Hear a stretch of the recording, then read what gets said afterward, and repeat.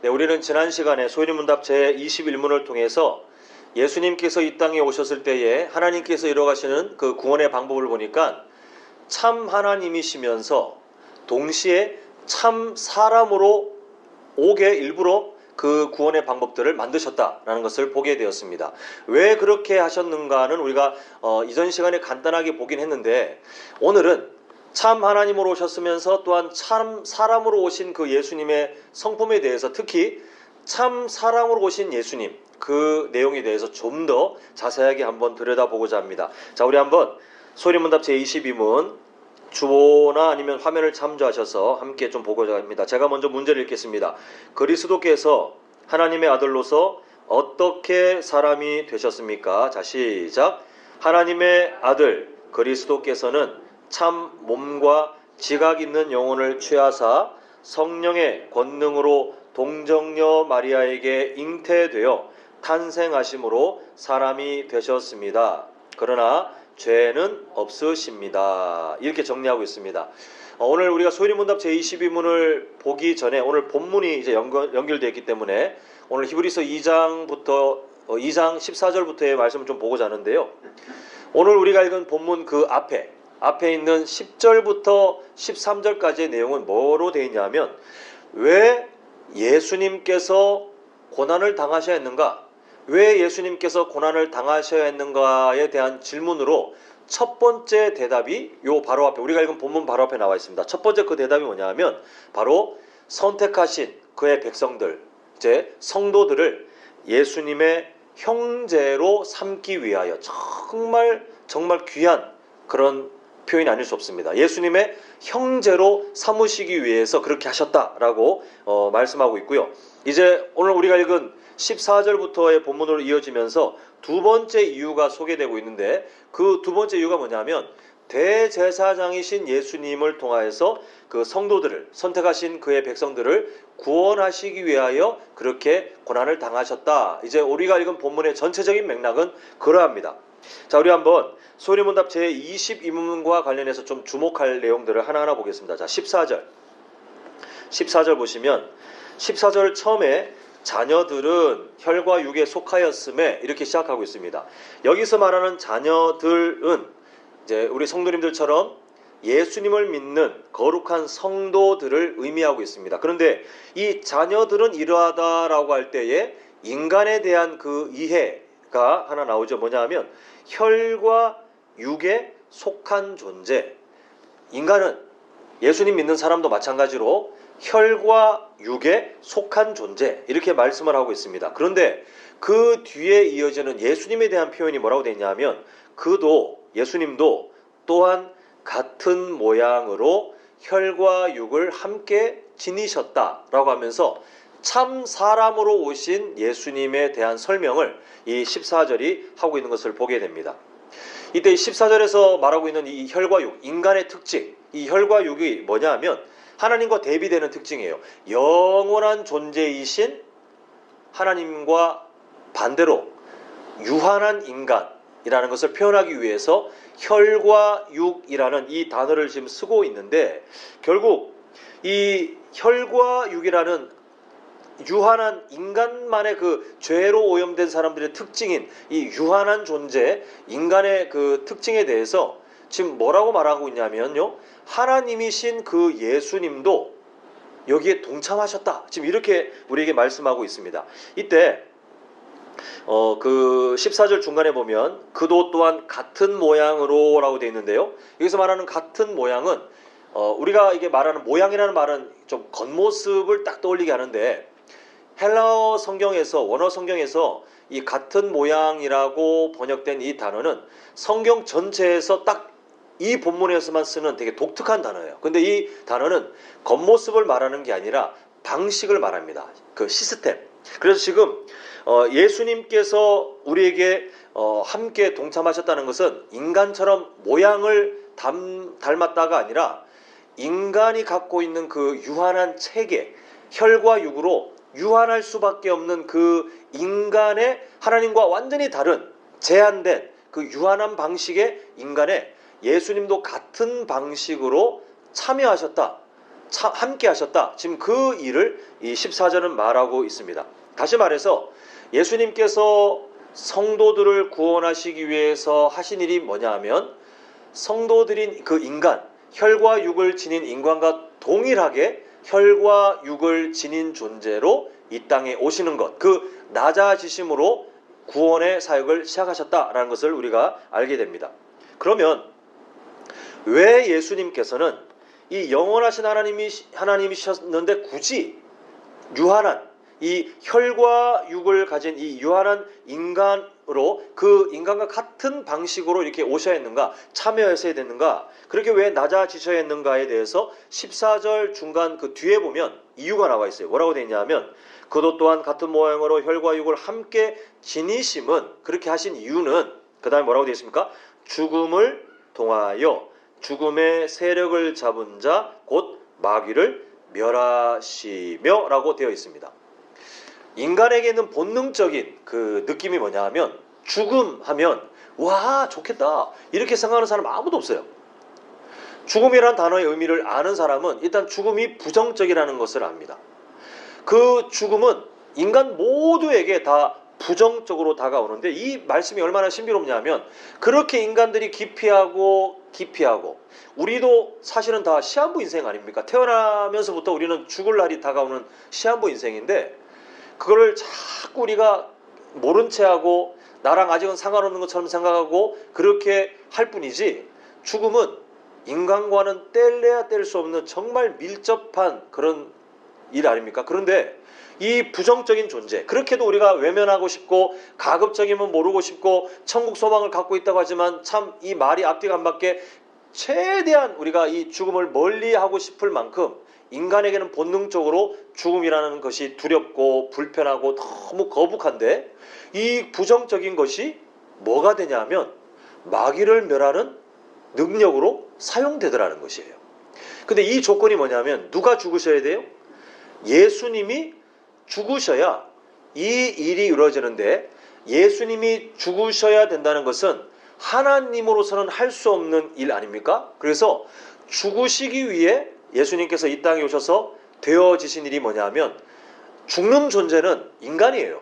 혈과 육으로 유한한 존재이기 때문에 이 유한한 존재 인간은 반드시 죽는데 그 죽음을 맞이하게 되는 혈과 육이라는 같은 방식을 가진 진짜 인간이 되셔서 예수님이 죽어버리셨어요. 근데 이 죽음이 얼마나 신비롭냐 하면 다른 사람의 죽음은 이룰 수 없는, 그러나 예수님께서 죽으신 이 죽음 때문에 누가 멸하여집니까? 악한 마귀가 영원한 패배를 경험하게 되는 그런 신비로운 일이 결국 부정적인 것이 긍정적인 열매로, 사람들이 기피하는 것이 사람들에게 생명이 되는 그 방법으로 사용되게 되었다라는 것이 바로 14절의 내용인데 여기서 멈추지 않습니다. 자, 15절 우리 한번 같이 읽어보겠습니다. 15절. 자, 시작. 또 죽기를 무서워함으로 한평생 매여, 그 다음에 뭐라고 되어 있습니까? 종노릇하는 모든 자들을 놓아주려 하심이니, 이게 지금 앞에 연결되어 있는 내용이에요. 이걸 위해서 굳이 영원하신 하나님이셨던 그분이 굳이 유한한 인간과 같은 방식인 혈과 육, 그 진짜 인간으로 낮아지실 수밖에 없으셨다, 이렇게 말하고 있는 것을 보게 됩니다. 인간의 그 타락에 대해서 우리가 볼 때 비참함이라는 단어가 많이 나왔었죠. 인간의 그 궁극적인 비참함이 그 뭐냐 하면 죄의 노예로 살 수밖에 없다는 것이에요. 그냥 좀 안 됐네, 아니면 좀 예전보다 좀 안 좋아졌네가 아니라 인간에게 정말 비참한 상태는 하나님과 단절되어서 예수님을 믿지 않는 모든 사람은 죄의 종노릇한다라고 우리는 말씀을 통해서 한번 보았습니다. 그래서 지금 그걸 얘기하고 있는 거예요. 한평생 매여 종노릇하는 모든 자들을 예수님께서 이 혈과 육을 가진 참 인간으로 오셔서 죽으심을 통하여 어떤 일을 하셨냐면 그들을 놓아주려 하심이라, 구원하시기 위해서, 해방시켜 주시기 위해서, 참된 자유를 주시기 위해서 그 일을 하셨다라고 말씀하고 있습니다. 그 일을 통하여 해방된 놓아짐의 은혜를 누린 존재가 누구냐면 뭐 멀리 갈 거 없어요. 바로 우리 성도님들, 아니면 바로 저예요. 우리는 죄의 노예에서 스스로 벗어날 수 없는 정말 비참한 상태에 있었지만 예수님께서 우리가 그 사실을 깨닫기도 전에 먼저 다가오셔서 그리고 그럴싸한 어떤 신적 존재로 멋있게가 아니라 우리보다 사실은 더 낮아진, 더 비참하게 낮아진 존재가 되셔서 우리 대신 죽으심을 통하여 우리를 대신 해방시켜 주셨다, 자유롭게 해주셨다가 바로 이 15절의 내용입니다. 자, 한번 17절 보겠는데요. 그러므로 그가 범사의 형제들과 같이 되심이 마땅하도다. 이는 하나님의 일에 자비하고 신실한 대제사장이 되어 백성의 죄를 속량하려 하심이라. 예수님께서 왜 진짜 인간으로 오셔야 됐습니까? 왜 참 사람으로 오셔야 됐습니까? 라는 질문에 대해서 중간에 보니까 그렇게 참 사람이 되시는 것이 마땅하다, 이렇게 먼저 말을 하고 있습니다. 이 마땅하다는 것은 바꿔서 말할 수 있는데 이 방법밖에 없다, 다른 방법은 없다, 이렇게 강조하고 있는 말씀입니다. 그런데 뒤에부터 볼게요. 17절 그 마땅하도다 뒤에 보니까 이는 하나님의 일에 자비하고 신실한 대제사장이 되어 뭘 이루십니까? 백성의 죄를 속량. 우리가 속량이라는 말을 얼마 전에 배웠죠. 이 노예의 몸값이에요. 노예 몸값. 이 몸값을 대신 지불하여 자유하게 하시기 위해서는 마땅하도다, 이 방법밖에 없도다. 이 방법이 뭡니까? 그 바로 앞에 있는 17절 처음이에요. 그러므로 그가 범사에 누구와 같이 됩니까? 형제들과 같이 된다는 것은 지금 말하고 있는 형제는 바로 예수님 믿는 우리 성도들, 그냥 인간을 말해요. 예수님 믿는 우리와 똑같이 되시는 방법밖에 없도다. 무엇을 이루기 위해서요? 속량하기 위해서, 구원하기 위해서는 인간으로 오실 수밖에 없다, 다른 방법이 없다. 지금 성경은 그렇게 강조하고 있습니다. 자, 덧붙여 18절을 보시면 예수님께서 굳이 우리와 같은 인간으로 오셔야 되는 이유가 나와 있는데요. 자, 정말 우리에게 소망이 되는 말씀입니다. 자, 함께 읽습니다. 18절 시작. 그가 시험을 받아 고난을 당하셨은즉 시험 받는 자들을 어떻게 해요? 능히 도우실 수 있느니라. 아멘. 지금 히브리서를 약간 좀 이해해 봤으면 좋겠습니다. 지금 히브리서 이 편지를 받는 그때 당시 초대교회 성도들은 정말 교회 바깥으로 안으로 엄청난 핍박과 혼란, 또 위기가 있었어요. 가장 편한 게 뭐냐면 교회 안 다니면 됩니다. 이때 당시에 가장 편한 거는 예수님 안 믿는다고 해버리면 마음이 편해지는 그런 고난 가운데 있었어요. 지금 위로하고 있는 게 뭐냐면 여러분, 지금 교회 바깥도 여러분을 향해서 핍박하고 목숨을 빼앗고 또 교회 내부에는 온통 혼란이 가득한 지금 그런 어려움 중에 있지만 지금 무엇을 말씀합니까? 우리 예수님께서 지금 시험받고 있는 여러분을 능히 도우실 수 있습니다. 예수님께서 정말 여러분들에게 진짜 위로를 주실 수 있습니다. 근데 그 이유가 뭐냐면 앞에 있는 18절 앞에 예수님께서 우리와 똑같은 인간으로 오셔서 시험을 받으시는데 그냥 시험이 아니라 인간이 받을 수 있는 최정점을 찍으셨던, 정말 모든 시험의 끝을, 그 극심한 고난을 경험하셨던 분이시기 때문에 우리를 위로하시고 우리의 아픔을 감당하시고 또 우리의 눈물을 닦아주시기에 그분은 능히 가능하신 충분하신 분이 되십니다 라고 18절은 말하고 있는데요. 이걸 위해 예수님께서 인간으로 오셨다는 사실입니다. 제가 예전에 사역지에서 청년부를 섬기고 있을 때 갑작스러운 사고로 먼저 그 가족을 떠나보내야 했던 한 청년이 있었는데 장례가 마쳐지고 나서 이제 교회 사무실에서 이 청년을 잠시 봤어요. 근데 뭐 인간적으로 뭔 위로를 할 수 있겠어요? 뭐 말 몇 마디 아무런 위로가 없습니다. 그런데 이 청년에게 놀라운, 참 저에게는 참 이게 여러 일들이 다 하나님 손에 그 어떤 도구로 사용되는구나라고 생각되었던 것이, 그 청년은 오히려 저 때문에 위로를 받게 되었다는 거예요. 그 사정이 뭐냐면 제가 뭔가 엄청난 달변으로 그 사람의 마음에 감성적인 뭔가를 해서가 아니고, 그 청년은 제가 제 여동생을 먼저 떠나보내야 했던 그 황망한 사건, 정말 저희 가족 전체에게 엄청난 슬픔이 되었던 그 사건을 알고 있는 청년이었거든요. 근데 이 청년이 가족을 먼저 떠나보낸 다음에 제가 그냥 어쩔 수 없이 뭐 할 수밖에 없는 그 위로, 인간의 말로는 위로할 수 없는 그 위로를 이게 건넸을 뿐인데, 이 청년이 하는 말이 뭐냐 하면, 다른 사람들도 똑같은 위로, 비슷한 위로를 하는데 진심인 것은 알지만 하나도 위로가 안 된다는 거예요. 왜냐하면 마음에 어떤 마음이 울컥울컥 생기냐면, 당신은 이 일을 경험해보지 못했는데 어떻게 내 아픔을 알아? 이렇게 생각이 되었다는 거예요. 그런데 저의 사정을 알고 있는 그 청년은 제가 그렇게 얘기를 했더니 어떻게 생각됐냐면, 그래, 저 목사님은 이미 가족을 먼저 떠나보낸 그 아픔을 알고 있기 때문에, 내 상황을 알고 있기 때문에, 내 슬픔을 그래도 알 수 있는 사람이기 때문에 저 말이 참 위로가 된다라고 받아들였다는 거예요. 사랑하는 성도 여러분, 이게 누군가가 누군가를 위로할 때에 그 사람과 같은 입장에 있는 사람이 그냥 가서 눈물 걸성이며 손만 잡아줘도 그 상대방은 이렇게 위로를 받을 때가 참 많이 있는 것을 보게 되는데, 그게 동질감이에요. 만약에 예수님께서 우리를 위로하신다고 하는데 그냥 진짜 하나님으로서만 오셔가지고 인간과 완전히 동떨어진 그분이 내가 너를 안다라고 해도 예, 감사합니다, 뭐 그렇게 말은 할지 몰라도 사실 우리가 그 마음이 더 안 다가가는 게 사실입니다. 그런데 예수님을 생각하면 우리가 어떤 생각이 듭니까? 예수님, 우리가 이 세상에서 당하는 모든 고독을 다 경험하셨어요. 억울함을 다 경험하셨어요. 배신을 다 경험하셨어요. 그리고 하나님 말씀 앞에 바로 서기 위해서 당했던 그 극심한 고난들, 그 시험들, 그걸 다 알아요. 우리처럼 배고프셨어요. 우리처럼 피곤하셨어요. 그 인간으로서 경험하는 것들을 예수님께서는 사실은 더 낮아짐으로 더 큰 시험들과 아픔들을 다 경험하신 분이에요. 그래서 우리는 이 18절의 말씀처럼 그가 시험을 받아 고난을 당하셨은즉 우리도 똑같이 시험을 받을 때에, 그래, 예수님은 내 마음을 아시지, 우리와 똑같이 인간으로 오셔서 우리와 똑같이 그 모든 일들을 경험하셨던, 아니 더 많이 경험하셨던 예수님은 내 아픔을 아시지 라고 우리는 참된 위로를 그 낮아지심의 성육신, 인간으로 오신 예수님을 통하여서 우리가 누릴 수 있게 되더라는 것입니다.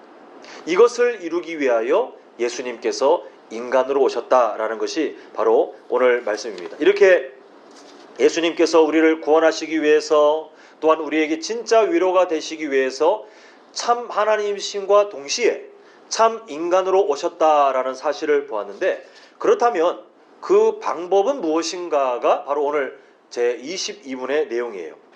자, 하나님께서는 어떻게 그 일을 실현시키셨는가? 뭐 우리가 잘 아는 내용 아닙니까? 22분 중간에 보니까 성령의 권능으로 동정녀 마리아에게 잉태되어 탄생하심으로 사람이 되셨습니다라고 말하고 있습니다. 자, 우리 성도님들은 혹시 예배 전에 사도신경 고백할 때 요 부분, 동정녀 마리아에게 요 부분 들어가시면 막 마음이 불편하고 이때는 입을 다물고 싶고 인정 안 하고 싶고 이러십니까? 아니면 그냥 당연한, 말도 안 되지만 그냥 당연한 것처럼 이렇게 믿음으로 받아들이시면서 그 신앙 고백을 하십니까? 후자시죠. 우리 성도님들에게는 하나님께서 정말 큰 은혜를 주셔서 이게 믿음이에요. 이게 머리로 이해되지 않지만 하나님이 하셨다고 하니 맞아요 라고 우리가 그냥 어떤 의심도 없이 받아들일 수 있는 것, 그게 바로 믿음인데, 이 믿음을 하나님께서 선물로 주셨기 때문에 사도신경을 하실 때마다 괴로워하신 분은 제가 아직은 못 봤어요. 볼 수가 없군요. 저도 눈을 감고 있으니까. 제가 뭐 들어본 적이 없어요. 그냥 성도님들은 마땅히 뭐 동정녀 마리아에게 나시고 당연한 일로 알고 있는데, 사실 이 말은 인간의 이성으로는 이해할 수 없는 이야기예요. 오죽하면 누가복음 보면 마리아 본인도 이게 이해가 안 되고 받아들이지 않아서 되게 괴로워하지 않습니까? 그 정도로 이것은 말이 되지 않는 사건이에요. 그런데 왜 하나님께서는 굳이 동정녀 마리아에게 성령을 통하여서 아기 예수가 태어나서 그 아기 예수가 훗날 공생의 사역을 다 마무리하신 다음에 승천하시도록 이렇게 어찌 보면 되게 번거로워요. 그냥 우리나라의 어떤 그 태조 신화처럼 아래에서 태어나든지 아니면 빛과 함께 하늘에서 내려와가지고 짜잔하고 구원자로 시작하시든지 해도 그럴싸할 텐데, 왜 굳이 이렇게 하셨냐 하면, 공의의 하나님은 구원의 방법을 실현시키실 때 언어 하나도 허술하지 않도록 철저하게 하나님의 통치 방식과 그 법칙 안에 그대로 타락의 문제에 관하여 그대로 반대되는 일들을 하시는 것을 보게 됩니다. 그 제가 이전 시간에 아마 그 설명을 드렸기 때문에 뭐 굳이 많이 첨언하지 않겠지만, 하나님께서는 인간의 대표로 예수님을 보내시기 위해서 인간의 몸에 태어나게 하시는데, 그러나 일반적인 사람이 태어나는 생육의 방법을 통해서는 반드시 원죄를 벗어날 수 없기 때문에 인간에게는 태어나지만, 그러나 그 인간에게 태어나더라도 성령을 통하여 잉태되게 하시는 매우 구별된 또 신비로운 방법을 통해서 원죄의 문제를 동시에 해결해 주시는 것을 보게 됩니다. 그래서 참 인간으로 오시기에 그 방법이 맞지만, 그러나 원죄의 문제는 해결되고, 또한 동시에 창세기 3장 15절을 보면 하나님께서 예수님에 대해서 뭐라고 미리 예표를 하셨냐면 여자의 후손이라고 하셨기 때문에 그 여자의 후손으로 출산되어 이 땅에서 공생의 사역을 하시도록 이렇게 예비하시는 그 방법들, 정말 뭐 하나도 빠짐없이 철저하게 다 그 방법 그대로 진행되도록 이렇게 구원의 방법을 만들어 가시는 것을 보게 됩니다. 자, 이때 이런 질문 한번 드려볼게요. 그 하나님이신 예수님이 인간으로 오시기에 정말 귀한 사역을 그 마리아가 감당하지 않았습니까? 예수님을 출산한 동정녀 마리아는 죄가 있었을까요? 아니면 죄가 없는 거룩한 존재일까요? 그 앞부분입니까? 뒷부분입니까? 뒷부분이에요. 앞부분입니까? 뒷부분입니까? 예, 뒷부분이에요. 제가 바꿔 말했나요? 죄인입니까를 제가 먼저 했습니까? 예, 그럼 앞부분 맞습니다. 참 제가 또 이 정신을 놓았네요. 제가 얘기를 왜 드리냐면, 로마 카톨릭은 이상하게 동정녀 마리아를 엄청나게 높여주고 싶어요. 그죠? 그래서 어떤 믿음을 갖고 있냐 하면, 이 로마 카톨릭은 예수님이 태어나실 존재가 죄가 있으면 말이 안 된다라고 자기들끼리 해석해서 마리아는 당연히 죄가 없는 거룩한 존재다라고 마리아를 예수님 수준으로 이렇게 높여놨어요. 근데 성경은 우리에게 뭐라고 말하냐면, 아담의 후손 이후에 그 후손들 중에 그 어떤 사람도 죄가 없이 태어난 사람은 단 한 명도 없다를 곳곳에서 강조하고 있는데, 마리아도 똑같은 인간이에요. 그 사람이 예수님이 이 땅에 출생하는 그 과정에 아주 귀한 도구로 사용되고 그렇게 귀하게 그 인생이 쓰임받은 것은 맞지만, 그것 때문에 죄가 없이 준비되었거나 그것 때문에 그 전에 있던 죄가 그것을 위해서 다 씻어졌거나는 성경 어디에도 우리에게 알려준 적이 없어요. 오히려 인간이었기 때문에 똑같이 죄가 있는 그런 존재인데도 불구하고 하나님이 구원의 역사를 이루시기 위해서 그 연약한 인간도 사용하셨다라가 오히려 더 큰 은혜예요. 결국 제가 지금 이 말씀을 왜 드리냐면, 예수님만이 가지시는 특별하심이 있는데, 그것은 그 누군가가 성경 아니면 인류 역사에 성경에 기록되지 않은 어떤 기적이 있었다 해서 그게 엄청나게 화려하고 정말 대단한 그런 사건이라 할지라도 어떤 문제를 못 벗어나냐면, 죄가 없는 존재인가라고 질문 던질 때 그냥 다 죄인이에요. 인간은 누구나 태어나면 죄인으로 태어난다라고 성경은 말씀하고 있습니다. 그러나 오직 하나님의 아들이신 예수님만 이 죄의 문제를 해결하기 위하여 이 땅에 오셨을 때에 원죄를 갖고 있으면 구원자의 자격이 순간 그냥 박탈되기 때문에 이 죄의 문제를 해결하시기 위해서 아까 말씀드린 것처럼 동정녀 마리아를 통해 출생은 하지만, 그러나 일반적인 출생법이 아니라 성령 하나님을 통하여 혈과 육으로는 태어나게 하되, 그러나 원죄는 이어받지 않도록 하나님이 특별하게 예수님의 그 인간으로 오심을 준비하셨는데, 그렇다고 해서 마리아가 예수님의 수준으로 올라가는 것이 아니라 반대로 예수님이 인간의 낮아지심에 동참한 사건으로 우리는 그렇게 반대로 봐야 돼요. 그 로마 카톨릭은 왜 그런지 모르겠어요. 이게 마리아를 왜 이렇게 높이는지 모르겠는데, 인류 역사 가운데 죄가 없다라는 단어가 그 문장이 붙여질 수 있는 존재는 없고, 다만 히브리서 4장 15절 우리 한번 화면을 보시면요, 히브리서 4장 15절 이렇게 되어 있습니다. 제가 한번 읽어드리면 우리에게 있는 대제사장은 우리의 연약함을 동정하지 못하시리가 아니요 모든 일에 우리와 똑같이 시험을 받으신 이로되. 이게 뭡니까? 우리와 똑같이 혈과 육으로 그 방식으로 살 수밖에 없는 예수님. 그래서 아까처럼 우리를 위로하시기 위해서 진짜 인간으로 오셔서 우리의 모든 것보다 더 많은 것들을 감당하신 그 예수님이 하시지만, 정말 참 인간으로 오신 것이 맞긴 하지만, 그러나 4장 15절에 보니까 뭐가 없으세요? 죄는 없으시니라 라고 분명하게 딱 선을 그어서 예수님에게만 이 표현이 허락되는 것을 보게 됩니다. 그러다 보니 오늘 소리문답 제22문에도 마지막에 그러나 죄는 없으시다가 이제 덧붙여지게 되는 거예요. 자, 이제 말씀을 맺도록 하겠습니다. 우리 다시 한번 소리문답 제22문을 보겠는데요. 내용을 잘 생각하시면서 함께 보겠습니다. 제가 먼저 질문합니다. 그리스도께서 하나님의 아들로서 어떻게 사람이 되셨습니까? 자, 시작. 하나님의 아들 그리스도께서는 참 몸과 지각 있는 영혼을 취하사 성령의 권능으로 동정녀 마리아에게 잉태되어 탄생하심으로 사람이 되셨습니다. 그러나 죄는 없으십니다. 사랑하는 성도 여러분, 복잡한 내용입니다. 그냥 이렇게 읽고 우리가 잊어버려도 되지만, 근데 우리는 성경이 우리에게 말씀하고 있고 이 성경의 내용을 정리하여 우리에게 영적 성장을 돕기 위해서 만들어진 이 소일인 문답, 요 진리에 대해서 우리는 고개를 돌리지 말고 마주하셔야 될 것 같아요.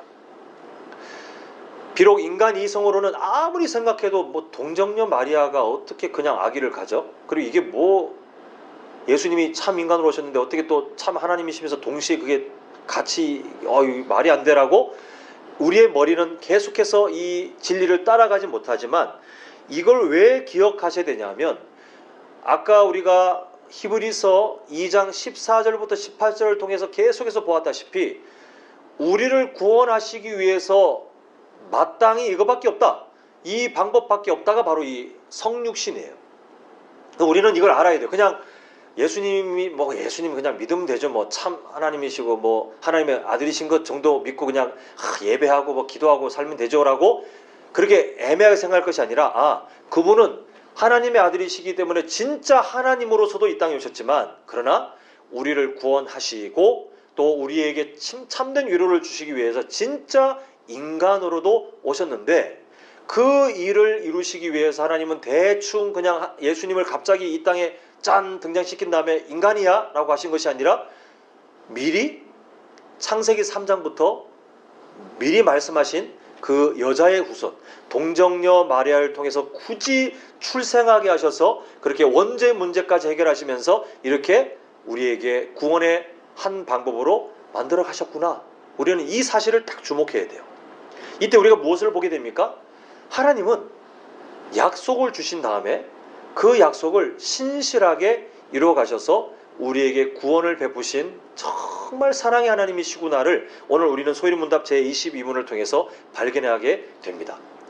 바라기는 우리 성도님들 앞으로의 삶을 살아가실 때에 내가 왜 구원을 받게 되었는지 여러 고백들이 있지만, 하나님의 아들이신 그분이 굳이 인간으로 이 땅에 오셔서 내가 대신 당해야 될 죽음을 당하시고 내가 당해야 될 시험을 다 당하신 다음에 나에게 생명도 주시고 위로하셔서 이 땅을 살고 있는 우리에게 여전히 그 은혜를 누리게 하시려고 예수님께서 인간으로 오셨구나. 이 믿음의 고백을 꼭 함께 갖고 계셔서 우리가 매 순간마다 구원의 감격 또 그 은혜를 기억하고 살아가는 복된 인생 되시기를 간절히 소망합니다.